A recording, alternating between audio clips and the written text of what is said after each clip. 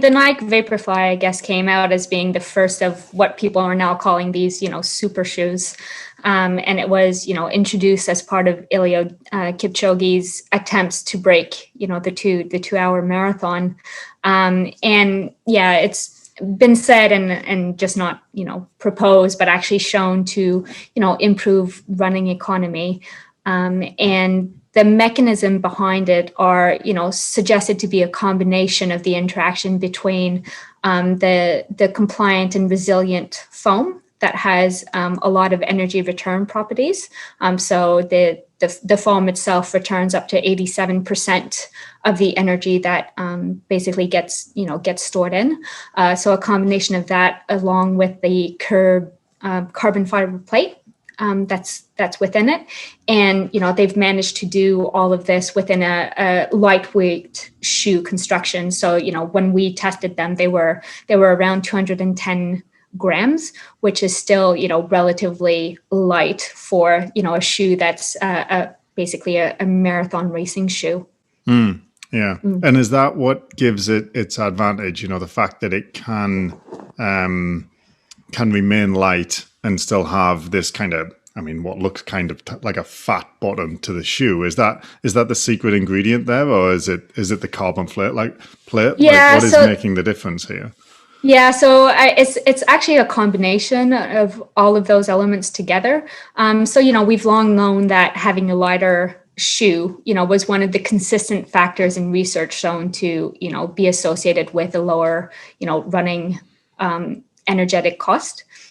So yes, there's a lightweight component, but lightweight component probably contributes about 1% to the energy savings if you're comparing it to something that's heavier.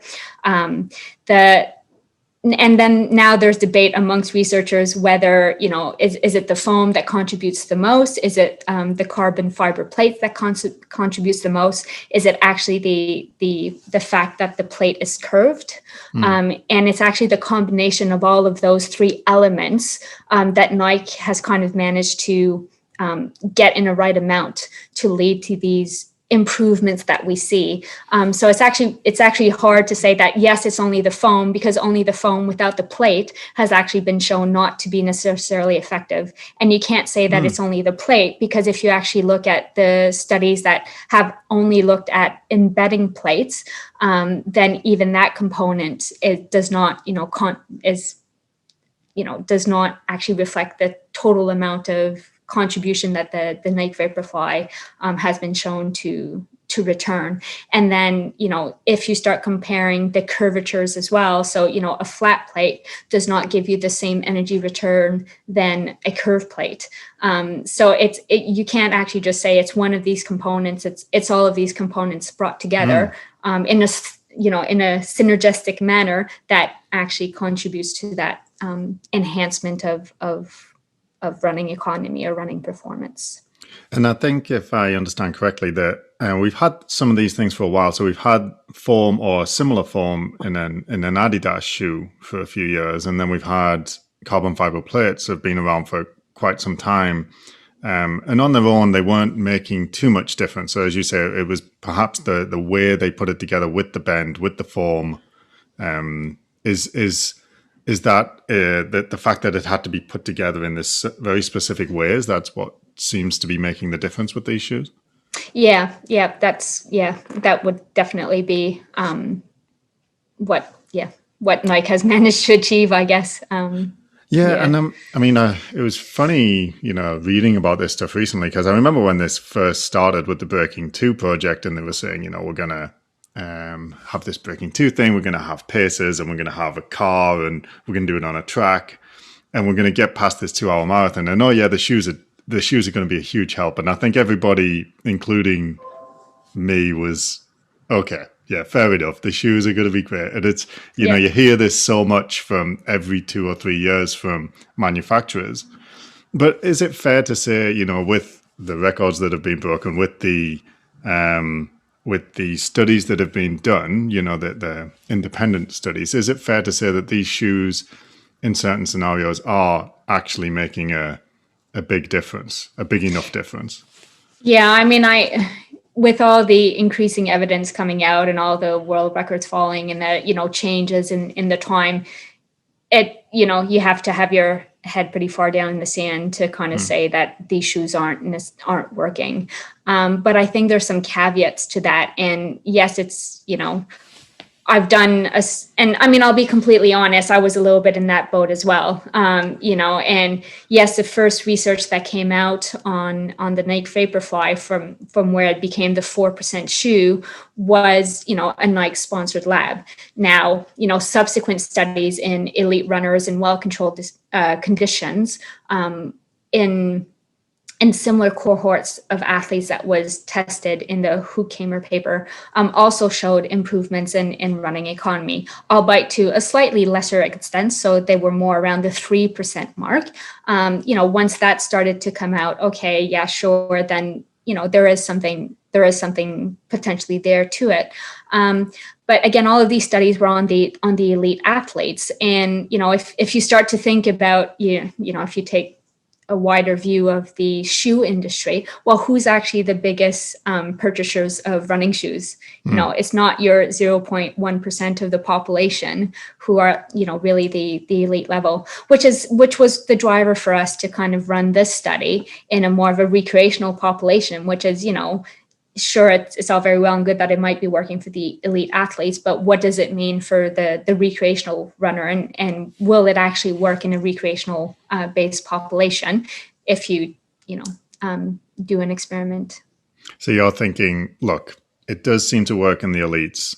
Does it translate to recreational runners? So do you kind of think that it's been proven to a degree that in elites it is beneficial, these sort of super shoe kind of formats, and certainly the Nike ones? And now what you're interested in is, okay, does that really translate into recreational runners? Yeah, absolutely. And I think, like in your practice, I'm sure you get questions in terms of, oh, what do you think about these shoes? Or, is it worth investing? And, there is a dearer price tag to them than, just more of your conventional running shoes or your minimalist running shoes that, if you successfully adapt to running in a lighter shoe, in theory, it should also, improve your running performance because these shoes are lightweight. So, so that was really the genesis to the study. And, I'll be honest, when we first analyzed the data, once it was available and the average was 4.2%, I was like, oh, okay, yeah. So it is a 4% shoe, but so I was surprised myself. And this was at a time before they became really, really popular, and some of these other studies on from Strava studies and everything else came out. So in a way, I was I myself surprised by the results of our study. But one of the things to consider is that once, if you start to look a little bit deeper into the data, is that, we were one of the first people to actually say, well, actually, they weren't all just positive responders. So the previous studies have shown that some people didn't respond. So they didn't do worse, but they didn't get better. But in our study, there was clearly some individuals that didn't do so well when they were in the Nike Vaporfly. So then, unfortunately, at a recreational, running level, then yeah, okay, the shoe might work for you, but it might not. So that is one of the the considerations if you are performance focused. And then obviously there's the whole injury aspect and adaptation to these shoes, because they are fundamentally different, and you don't have to listen long into podcast or people that have actually tried on these shoes, and they will tell you that they're completely different to any other type of shoe that they've ever worn. So I think that's one consideration that people it's starting to get talked more about now. But in terms of what does it actually do to your body, and mechanically speaking, what we used to associate with running economy. So, one of the, sorry, I'm just kind of rambling on here, but, one of the areas that I find really interesting is that, running economy, basically one of the key biomechanical factors associated with someone who's more economical is that they have less vertical displacement. So vertical displacement, they bounce less up and down when they're running. They're using their energies to move forward as opposed to moving upwards. In the Nike Vaporfly, it actually increases your vertical displacement, but it increases it improves your running economy. So our traditional associations between biomechanics and running form are changed, so they don't hold anymore. And to me, that's the kind of the interesting aspect, is that, are we actually changing some of these, kind of embedded or how people are used to running by introducing these super shoes? Yes, I did read some of the stuff on the changes in the biomechanics, and I was like, oh, hang on, this is like, that sounds worse, because I'm so used to, you hear higher vertical oscillation, you're like, okay, that's worse, and you're like, oh no, but they got better, and you're like scratching your head a little. And what exactly did you do in your study? Yeah, so in our study, we had 18 recreational male runners participate. And we define recreational as, individuals that had a history of running, were used to running, and ran around 20 minutes on a 5K. So that was kind of like our guideline. So they couldn't represent the country or, have been competitive athletes. And then we got them to come into the lab 4 times. So the first session was kind of a shoe fitting session to make sure that, we had the right size. Because we were an independent studies, we purchased 4 different pairs of 4 different sizings of shoes. So we had the Nike Vaporfly, and then we wanted to compare it to a lightweight minimal shoe. So we had the Saucony Endorphins Racer 2. So we had 4 sizings. So make sure that the sizing fits. And then basically what we did at the first session is we did a Vo2 Max. And we wanted to detect basically the velocity at which they reached their VO2 peak values. And our interest there was, rather than setting. So typically there's kind of like 2 different ways that you can do a running economy test. So you can set the speed, or you can set the relative intensity. And we thought it would be more appropriate to make it more meaningful to the runner, because you have different ranges of recreational runners, if we set the running velocity based on their own peak speed during the Vo2 Max test. So that's what we did at the baseline, and then we familiarized them a little bit with the shoes and running on the treadmill prior to the actual experimental sessions. And then they came back on 3 different occasions, separated by a week, in which we monitored their nutrition, their sleep, and their training as best as we could, using a self-reported diary to try to ensure consistent, environments when they came into the lab. And then they were randomized to one of the 3 shoe conditions. So we wanted to see the Nike Vaporfly, the minimalist shoe, and then we also had their own running shoe, which was quite novel in the scientific literature. So it's not actually something that you see quite often. And the reason behind that is that we, as clinicians, and, the assumption was that people would be used to running in their own shoe. They would select the most comfortable shoe for them. And so our feeling was that, well, actually people might just perform better in their own shoe, because that's what they're used to running in. So that's why we had actually their own shoe conditions. And so we had that there as a more of a validity, ecological validity, as opposed to a very stringent control condition. So they basically did, when they came into the lab, then they did a running economy test, which we set at stages of 60, 70, and 80% of their speed at their VO2 peak. And then they had a break, and then they did a 3-kilometer time trial on the treadmill, because we were also interested in looking at the performance aspect. So, not only that running economy, but if they did an all-out effort, then were the shoes effective at improving their performance, basically. So that was our main study design.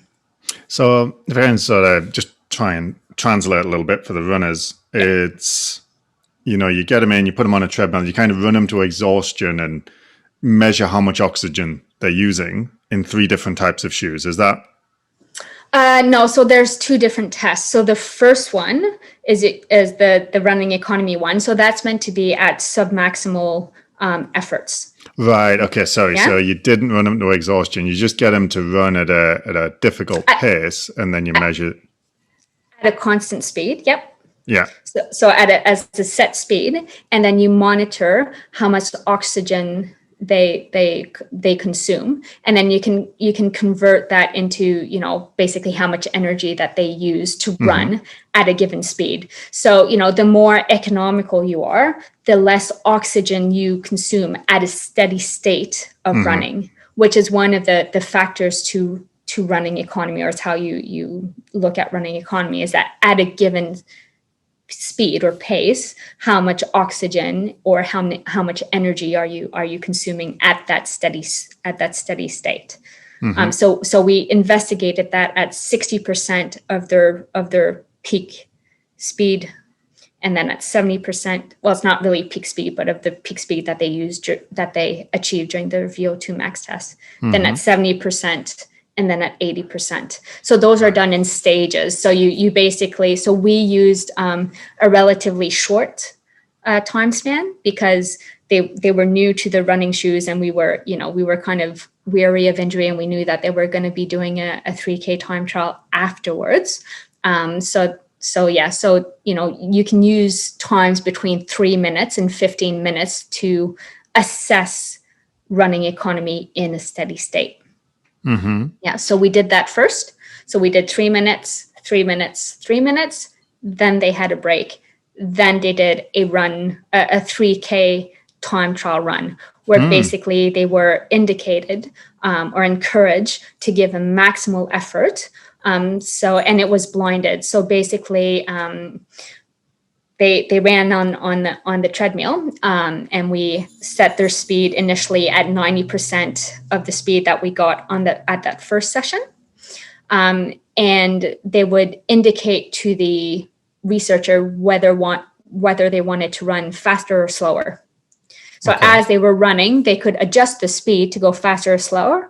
And then we would tell them every 400 meters that they covered up until they got through to the 3 kilometer. So it's basically if you did a 3K race, but you did it on the treadmill. Yeah. And so that was So you're essentially looking at the same runners at 2 things. You're looking at how efficient they are, exactly, or running economy, which is how much oxygen they're using, and seeing if we change their shoes, do they use more or less oxygen? And then you're looking at performance. So you're getting them to do a sort of simulated race and seeing if their shoes have any influence on their actual performance, as well as the sort of, because in a lot of studies, they look at economy, right? And they see an improvement in economy, and it's like, well, does that mean anything in a race condition? So you actually have a sort of short simulated race in a research setting, so you can actually analyze performance in these same runners in different shoes. Is that about right? That's absolutely correct. Yeah. So I think we've got a good idea what you're looking at with your research now, and I think the thing that really caught my eye about your study is the subject. When you said recreational runner, I think it was like me. It was exactly me. It was by age. It was by sex. It was by like times that I would get. It was everything like me. I was like, ooh, this is like a study on me. Oh, perfect. And that's the whole point. That's that's what we wanted to do. So. And then I can't remember, excuse me, off the top of my head, was it all males or was it females as well in your research? Yeah, so it was all males, and that was just more of a cost consideration thing, is that we couldn't buy shoes that fit. And I was quite disappointed, so because then none of the shoes fit me, so I couldn't even myself. So, but it is what it is. So, you got to be in it for science. And I mean, And one of the other things that we did that was quite novel, and that we did get a little bit of scientific backlash for it, but we actually spray painted the shoes. Yes, we spray painted, $300 shoes. In New Zealand, they cost $380, the Nike Vaporflies. So we spray painted the shoes black. So we did that to the Saucony Endorphin Racings, and we did that to the Nike Vaporfly, because we wanted to attempt to partially blind participants or subjects to what they were running in. And yeah, we got a little bit of backlash for that, because people are like, oh, well, people would know what these shoes were. But this was actually before they became really, really popular. So as soon as they became commercially available, we purchased these pairs. And, I think people tend to forget that New Zealand's a little bit more on the map now, because, we've been COVID free for some time. And our prime minister is pretty awesome. But New Zealand's a little bit kind of remote, and you still can't buy Nike Vaporflies in stores here, or any of the super shoes. So you actually have to purchase them online. So unless if you followed the 2-hour marathon attempts and were really clued into the running community, or what was happening in the running world, you wouldn't be privy to it. So we actually asked our participants at the end of the study whether or not they knew what shoes they had been tested in, and only one of the individuals correctly identified that they were running in the Nike Vaporfly. Yeah, that's really interesting to hear you explain that in that way, because as I was reading it, I was thinking, how did they control placebo here? Because the whole world's talking about these super shoes now. And then, you said just spray paint them black. And I looked at them and was like, I could tell which one's which. And then you had that bit and you asked them and they didn't know. There was this one person who knew. So I think that's probably never going to happen now. No. I think you were quite, I don't know if lucky is the right word, but it's really fortunate that you did this when you did it, so we can actually get a placebo-controlled, not placebo. Is it placebo-controlled? Is it? It's a controlled study where you're not being hampered by the fact that future studies, the one who puts on the super shoe is going to know. They're going to see the big fat sole, and they're going to know that that's the shoe that is, the world record breaking shoe. It's going to be very hard to control for that placebo effect now, because if you put another group in some flats like you did, they're going to know. It's going to be really hard. So it was really cool to see that.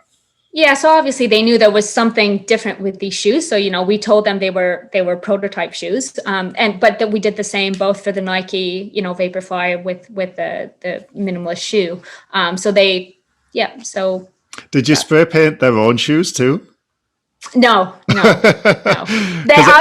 knew what their own shoes were, right? So you're like, well, it's science, so we gotta spray them. Yeah. So what did you find? So basically, we did find a 4% improvement in terms of running economy when you compare the Vaporflies to their own shoes, and we found that the minimalist shoes also improved their running economy. So to a lesser extent, so it was around 3%, but they were still superior to their own shoe. So our idea that their own shoe might actually be better because, they were used to running in their own shoe actually wasn't substantiated. So one of my co-authors' tagline is on Twitter and stuff is your shoes suck. So there's different factors into that. So whether or not it's yes, we've just talked about the placebo effect. Obviously they were running in new shoes. That's what I was thinking when I was made that sort of glib comment about the black, is like they did know which shoe, because they did do worse overall in their own shoes. Could it be some aspect of placebo for benefiting both the Nike and was it Saucony, the other brand? Yeah.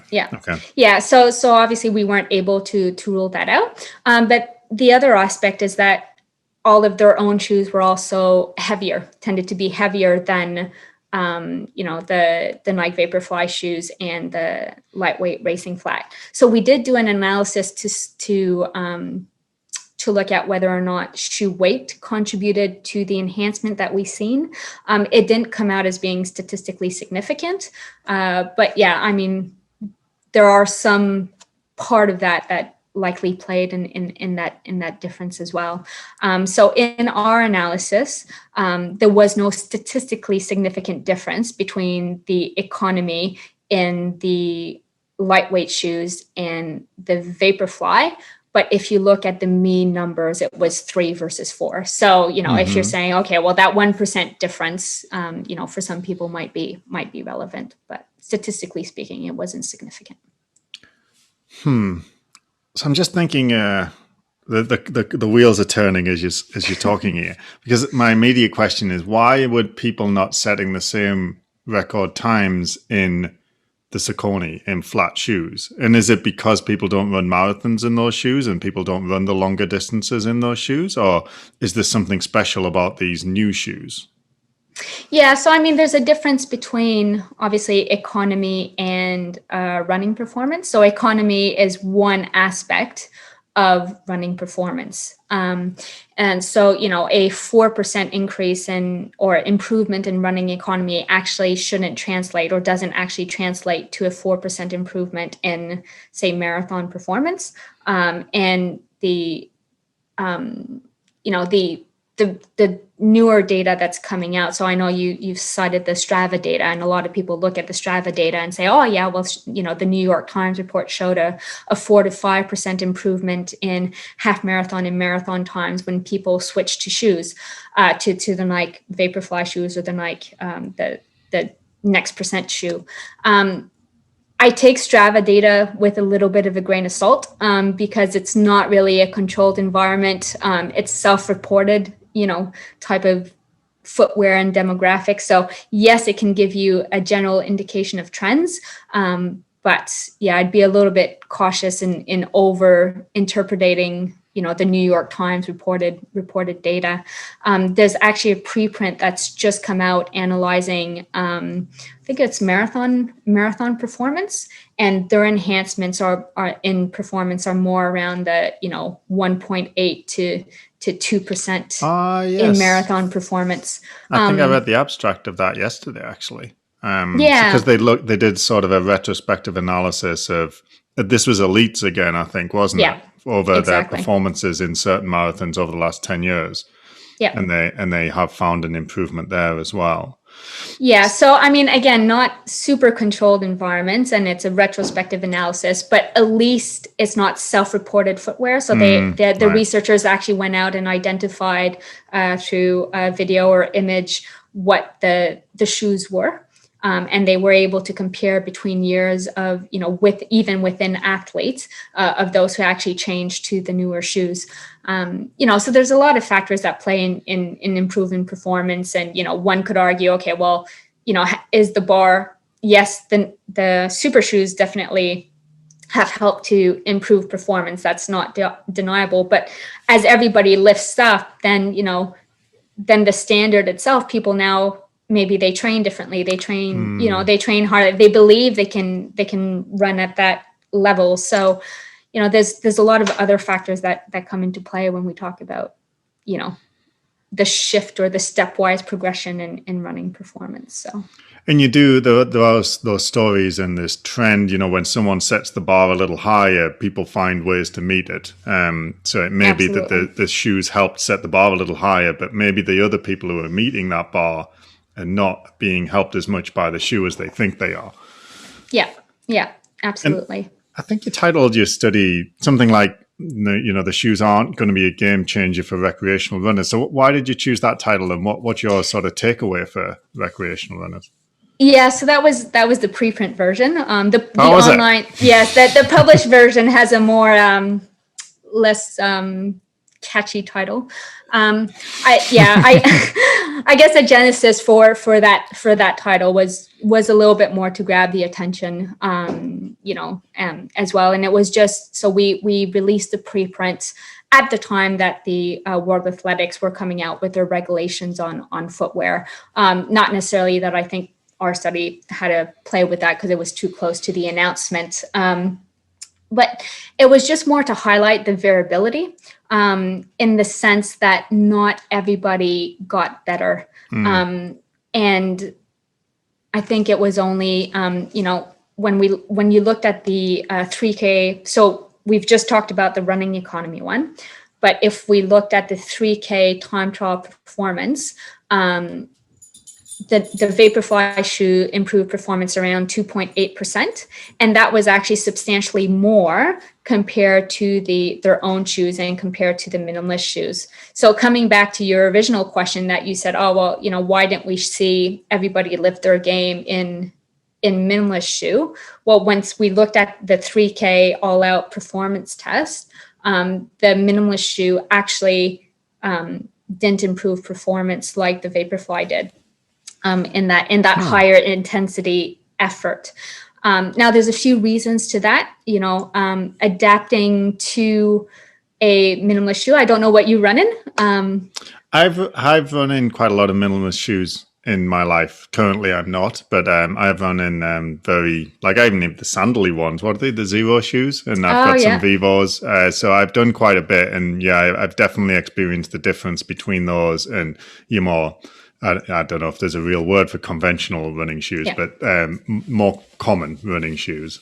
In terms Absolutely. And you measured comfort, I believe, in your study. Yeah, we did. So we measured comfort, and we measured the shoe properties of individuals' own shoes in terms of using the minimalist index, as well as, the weight, the stack height, the drop, so some of your typical measures that you would clinically use to look at footwear characteristics.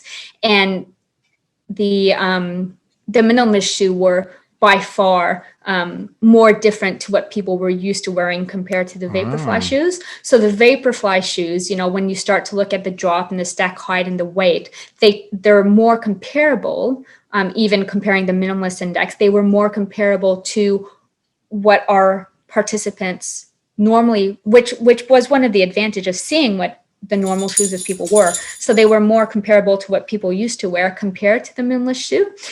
So I think running at that higher intensity might have been, like you say, less comfortable. People were less used to, that sensation of running in a minimalist shoe. And, fatigue studies have, there was a recent publication that came out in comparing the fatigue of people running in traditional shoes compared to minimalist shoes. And after the first 2 kilometers, the biomechanics, so we know that, if you look at people running in minimalist shoes compared to conventional shoes, there's changes in biomechanics. So people in minimalist shoe tend to hit more with a forefoot strike, closer to their center of mass. They increase their cadence. But as fatigue sets in, this new study sense that now they kind of gravitate towards how they run in a conventional shoe. So there's that fatigue process as well that might have kicked in, and people weren't used to recruiting their calf muscles, or so we can speculate why that performance wasn't maintained during the 3K time trial. But although we saw an improved economy at the higher intensity, the minimalist shoes wasn't as beneficial for our recreational running. I see. Yeah, I didn't pick that up. So because there's something I noticed about, and I've seen this in the other studies that were more on higher level, what I would call elite. Certainly by my standard, the other research has been on extremely competitive runners that's shown these improvements, but they've shown this variable response as far as I can make out. And I think you found the same thing, that would it be fair to say there are responders and non-responders to these super shoes, for want of a better word? Yeah, definitely. And I guess one of the questions that's still unanswered, that I'm sure that there's some research groups that are working on it at the moment, is that adaptation process. So if you are a non-responder initially, because as we mentioned, they are biomechanically quite different to what someone would be used to. If you do actually have a period of adaptation that you train in these shoes, then do you kind of learn how to work with the shoe, because there's that whole footwear person interaction as well. The that I think a lot of people sometimes disregard or don't consider in running. But, in clinical practice, you can give someone a gait retraining, tip, like, increase your cadence, or, one that I personally don't tend to use, or which was a, kind of in vogue for a while, was, hit with the front part of your feet. And people do really funny things when, depending on individuals, they can adapt, better than others. And it's the same with footwear. Some individuals respond, adapt better to running in different shoes, whereas some people kind of maintain their own, running style, or don't interact really well with their equipment. So, we can see that when we do golf clubs, right? So, some people interact better with certain golf clubs. Well, it's the same thing with running shoes. And I think maybe if we gave a period of adaptation, then people would, sorry, I'm kind of getting an echo from myself now as well. So it's a little bit distracting. So there's that whole unanswered question in terms of, if you're not a responder, can you actually then adapt to the shoe to then utilize its property and become a responder, or will you ever be doomed to being a non-responder? And what is your inkling with that? Is there's no data, and nobody's looked at people trying to condition themselves to these shoes? Because what I think is, if that was the case, that some people are not non-responders, they just need a period of adaptation. That would be great, because that kind of keeps the playing field level. It just means that everybody's going to need these shoes. It's a little bit like when in tennis they went to from the wooden racket to the carbon fiber, and now everybody plays in carbon fiber, and it's fair again. And we've had this period of what I think looks a little bit like unfairness. You can't win at the top level unless you have these shoes.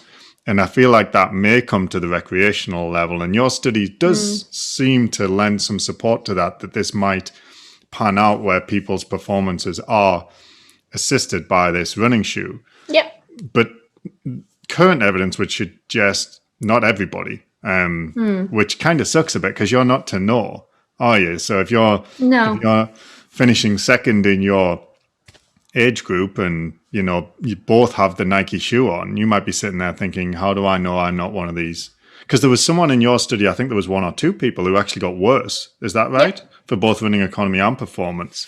Yep.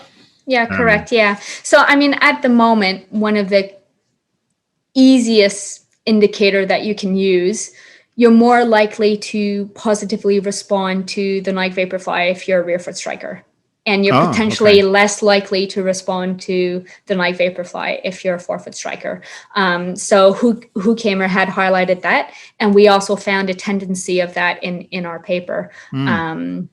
Although we didn't have the sample size to actually, we would have needed 21 forefoot strikers and 21 rear foot strikers to be able to show statistically, have a strong enough analysis to be able to say, they respond differently.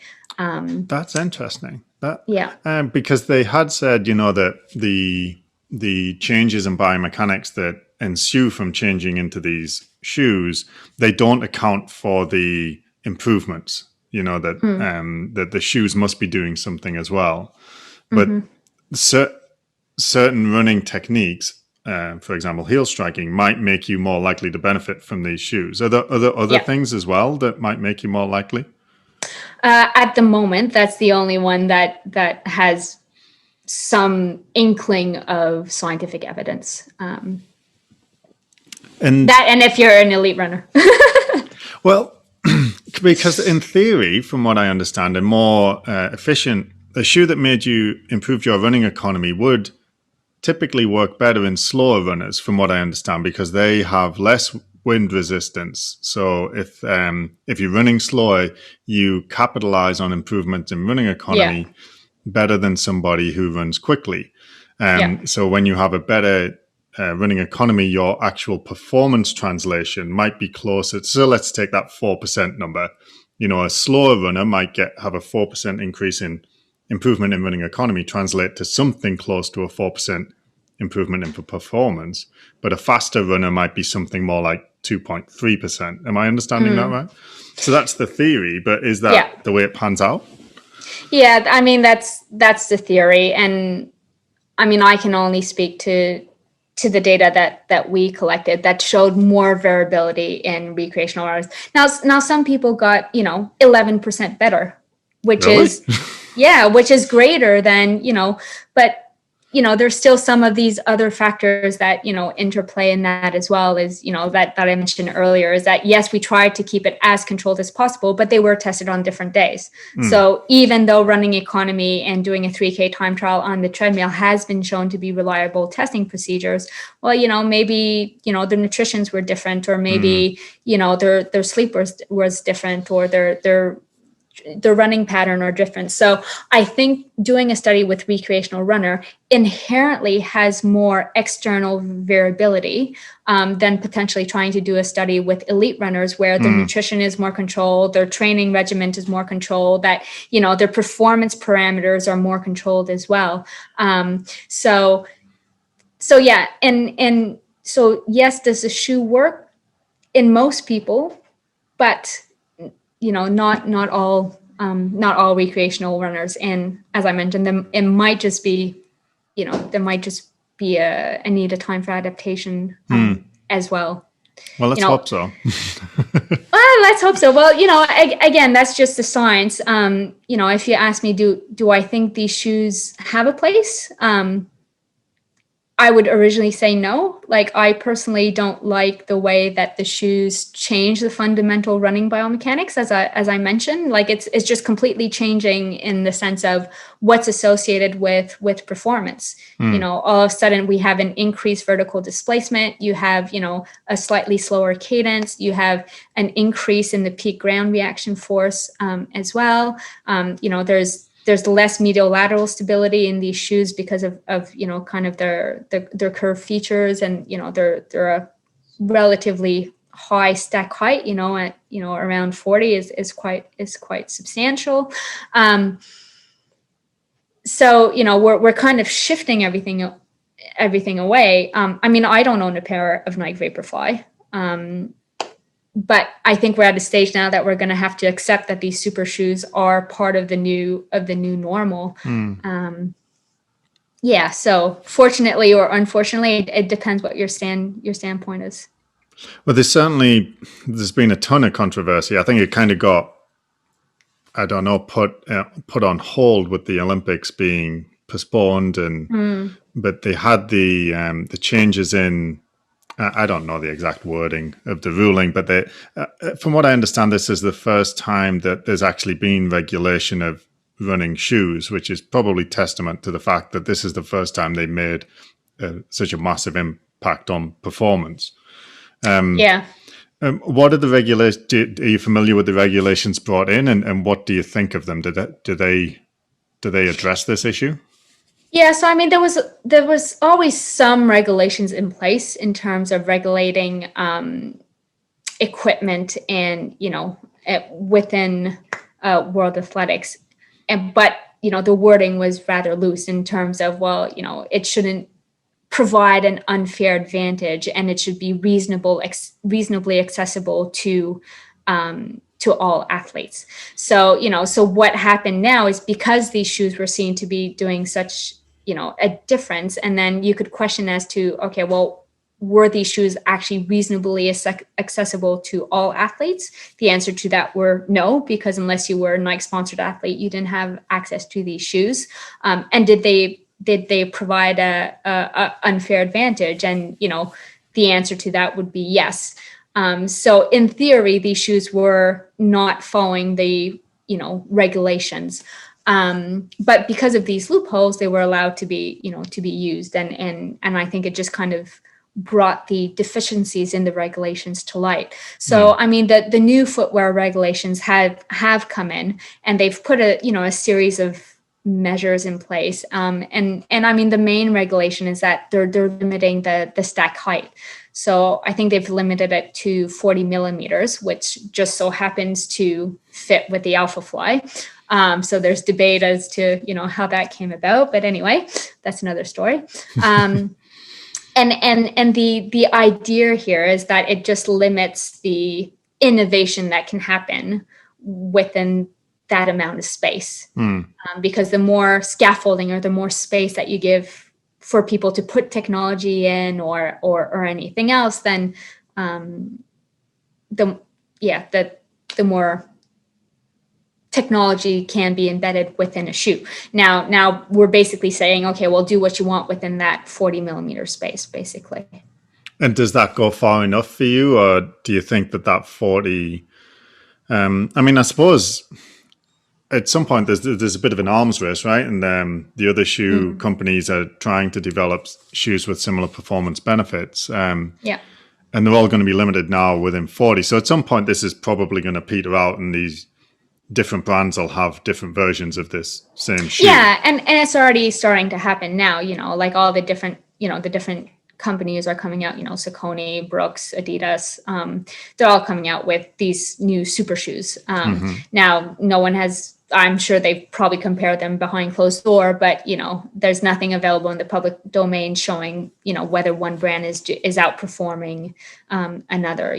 Some of the other regulations that I believe that they brought in was, you can only have one carbon fiber plate, and you can't have it needs to be all in a series and things like that, and it has to be available for commercial purpose, I think, for a minimum period of 3 months before it's used, so that way it's reasonably accessible to the other competitors as well. But yeah, so it's going to be interesting to see how they enforce the rules, though, I think is the main question that people are still kind of wondering, because short of taking the individual shoes on race day and cutting through them to see, is it constructed in a way that fits the requirements? Yeah. And that gets very difficult for things like qualifying for certain races. Like a lot of my runners, not a lot, but like there's a small percentage of the recreational runners I work with whose big aspiration is to qualify for New York or Boston. Sure. This makes a big difference for that. And then how do you police what kind of shoes? But I don't know. I would like to think that, it's going to be hard now that they've got that limit in place. It's going to be hard to get this 4% or 3 to 5% jump again, which has caused so much turmoil, Yeah, I mean, there's some whispers that the Alphafly is closer to 8%. Right. So, I heard that, but I heard it from Nike, so... Yeah, well, that's the thing. So we don't know where these whispers are coming from. And, I didn't have fundings to buy, 4 more shoes out of the Alphafly. So I mean, who knows? But yeah, I do think eventually it will kind of stabilize. I don't think we're at stability yet, but yeah, it just makes it hard from a clinical perspective. How do you then go on to recommend shoes to to the general public? And, you just have to come back to, I think, what your priorities are in terms of your training and aspirations. So, if you have your runners that are close to that qualifying, time, and that's really what they want to do, and, they have the fundamentals of their training in place, then yeah, that is an additional thing that they can use to help enhance their performance. But, fundamentally, if you do consistent and a well-planned training, then, you should be able to improve your physiological capacity to be able to achieve those times is my thoughts, irrespective of what shoes that you run in. So yes, it's a tool that can be used, but, should it be used? I don't know, nobody actually really knows either in the long term. There's some speculations that you might actually, weaken your calf muscles and weaken your foot muscles because the shoe is doing some of the work for you. So then is your body actually becoming lazy? And we know that the body adapts to the loads that we place on them. And, so we've talked about the gross, when I talk gross biomechanics, I talk, the big picture biomechanics, like the vertical oscillation and the stride rate and things like that. But at a joint level, research has shown that there's less work done at the MTP, so the toes basically, and there's less work done at the ankle. So if there's less work done at in those areas, then what happens to the muscles in those areas as well, or the structures like the plantar fasciitis that then is not contributing to your running stride anymore. So in the long term, what running is good, but then do you become stuck in those shoes? And because you've adapted to that, and then readapting back to something that's even going back to a traditional shoe, is that forget transitioning back to a minimal shoe. You know what I'm saying? Like, so where's it depends where your priorities are. Well, it sort of almost leads to you're going to have racing shoes that are going to be like these super shoes, and you're going to have a few pairs of training shoes, and every runner who's seriously wanting to hit externally placed markers, so they're not just trying to beat themselves, they're trying to beat other people in their age group, or they're trying to beat certain times. They're going to need to have to wear these at least on race day. And realistically, I mean, I don't know how it'll pan out over the next few years, but from what I understand, the form is going to die quicker. So if you're training in them, what is that going to I can't imagine, I don't know what you think, I can't imagine a scenario in a few years where I would be doing all of my training and my racing in a super shoe type model, that had, I've forgotten the name. Is it the P-Bax form or the Zoom special form? Yeah, and the carbon plate in with a massive stack height, because it's gonna, like you said, it's gonna weaken parts of my foot and ankle that are potentially then going to slow me down on race day because I haven't worked them during my training. Yeah, but then there's a flip side to that. It's that if you never train in them and then you're not used to them and then you wear them just on race day, then what does that look like? Have you actually adapted to running in your shoes? So, there's kind of like that, that flip argument as well. So I mean, do I think realistically that's where it should go if you want to integrate these in your racing plan? Yes, is that you do have these pair of super shoes that you use at times in your training, and that so that you're used to enough to running in them that you can utilize them in your racing. Should they be the only pair of shoes that you're running? I don't think so, but that's my humble opinion. And just before we move on there, because I know you're a big fan of, well, I don't want to keep you too long, but I know you're a big fan of the calf, and you mentioned that the carbon fiber plate and the fact that it's bent potentially might, or I think you said it has been proven to I forget what you said. Was it reduce the stress on the ankle and toes, or was it weaken? So you there's less work. Right. Yeah, so that's one leads to the other, right? Because if you changed your shoes to those most of the time, if it requires less work at, let's say, the ankle and foot, then those muscles relatively are going to be weaker in a few months, all things being equal. Is that this teeter-totter or seesaw for our British listeners effect? Could you explain that? Is that what is happening? So I mean that's one of the I guess Ben Onig has brought that as one explanation to how the carbon fiber plates work, in the sense of because of its curved shape, you kind of, it pivots and it pushes your heel up during the push off. So as you transition into your step, because of the curved shape, it acts like like you say, a teeter totter and pushes up your heel and your foot forward, which presumably is one of the contributors to lessening the work done at the ankle, because it's being returned in part by the carbon fiber plate and then in part by the cushioning of the shoe. Yeah. And I'm just going to check the time. Do you need to head off? We've been talking, I think, an hour now.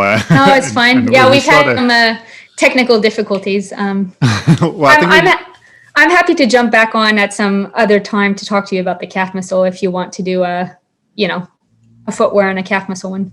That would be lovely. Maybe that'd be better. Yeah. And then, because I think we've rounded out the shoe discussion quite nicely there, and we've discovered all the problems with it. And I think that's it's been very informative to me to read your study and some of the other studies that you referenced that I was led on to. So thank you for coming on to sort of explain it in a little more detail for the runners, and especially for recreational runners. It's awesome to see.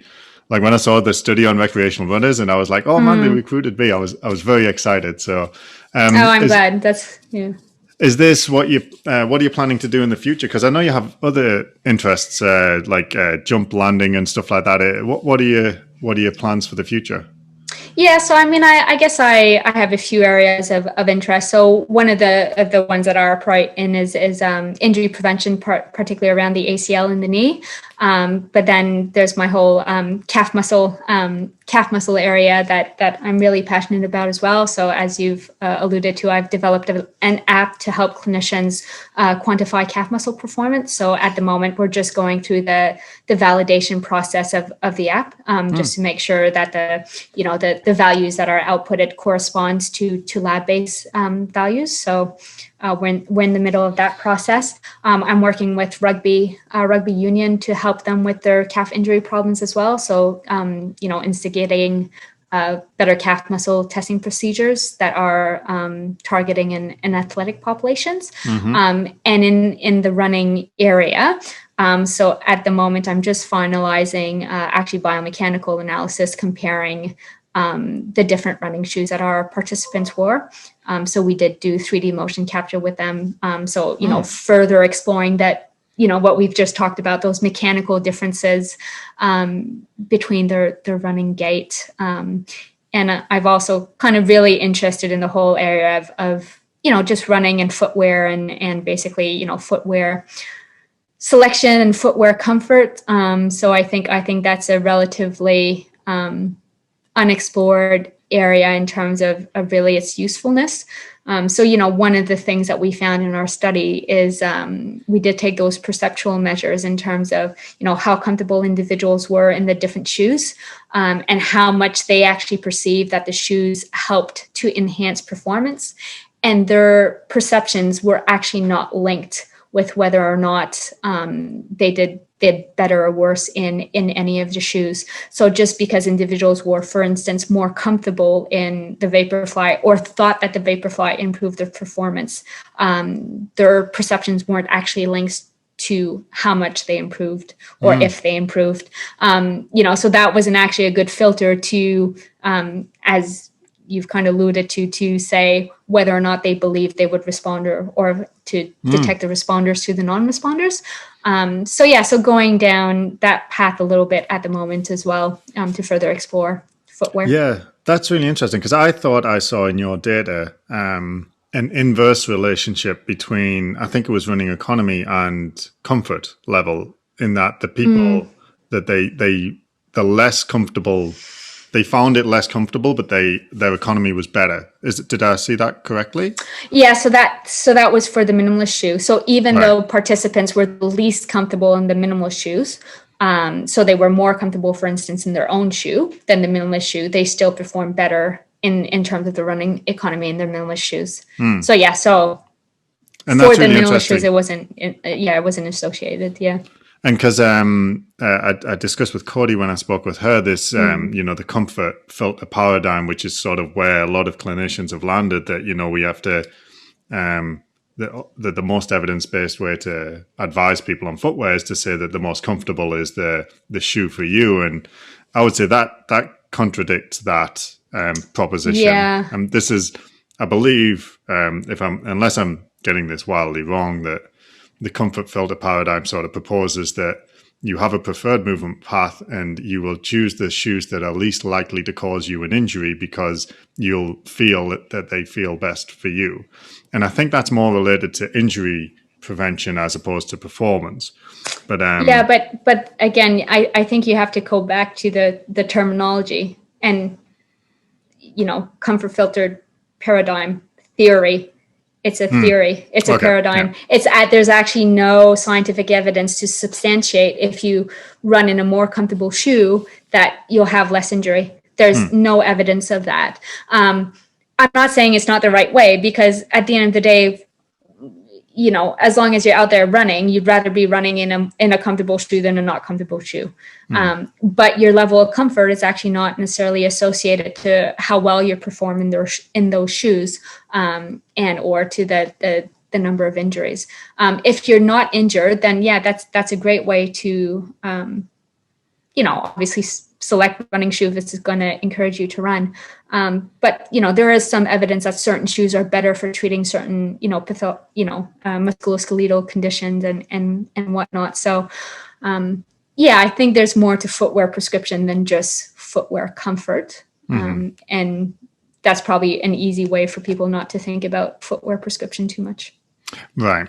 And for what I've heard about the Vaporfly, I haven't worn any myself, but I think it was more the Alphafly. I've heard people say it feels like they're tipping you forward constantly. So there's another sort of, is that comfortable? It kind of depends on what you're going for. If you're thinking, I want to run fast, then being tipped forward a bit, you're probably quite pleased about that, you know? So there's all these other little things that fit into it. So I would be very interested to read, if you're looking into that relationship between, you know, what people think their shoes are doing and what that is actually happening, that'd be very helpful, because the more information we can get on that, in order, because what running shoes should I buy is it's like every runner I work with asks me that, and it's so hard to answer with some sort of I don't know, with confidence in my advice, you know? And so just before we head off, is there anywhere you'd like to direct people who'd like to sort of learn more from you or follow you, or have you got any stuff going on, courses or any of that kind of stuff? So I am on Twitter, so feel free to follow me on Twitter. I do try to keep my university webpage up to date as well. But yeah, anybody who wants, I'm, you know, always happy to collaborate or to answer emails or messages. So yeah, just ping me. That's a good way. And I am involved with the running clinic. So it's a continuous education for, you know, clinicians and healthcare professionals that work with runners. But actually, they've just recently expanded their course offerings to other non-related running type of injuries. So it's so you can check out the courses that the running clinic offer as well. Okay, cool. Well, I'll put links to all of those in the descriptions and in the show notes as well, so that people can find you and follow you. And thank you very much for coming on. It was really, really interesting. I will definitely hold you to that promise of coming back to talk about the car fairs at some point, but I'll give you a few weeks off at least. Excellent. But thank you. And I don't know what time of day you're on there, so I don't know whether to say good morning, good afternoon. I can't remember. Good afternoon. Yeah, okay. Good afternoon. Yeah. No, well, have it was a lovely evening, perfect. And I'll talk to you again soon. Thank you. Okay, thank you very much. Okay, bye. Bye-bye.